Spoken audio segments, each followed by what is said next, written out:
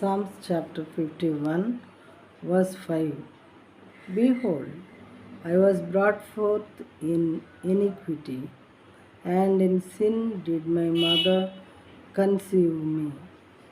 నేను పాపములో పుట్టిన వాడను, పాపములోనే నా తల్లి నన్ను గర్భము ధరించెను అని దావీదు మహారాజు చెప్పుచున్నారు. నేను పాపంలోనే పుట్టాను, నా తల్లి పాపం ద్వారా నన్ను గర్భం ధరించింది అని చెప్తున్నారు. అంటే జన్మ పాపము, కర్మ పాపము అనేవి మనకుంటాయి అని చెప్పి పెద్దవాళ్ళందరూ అంటూ ఉంటారు కదా. అదే ఇదన్నమాట.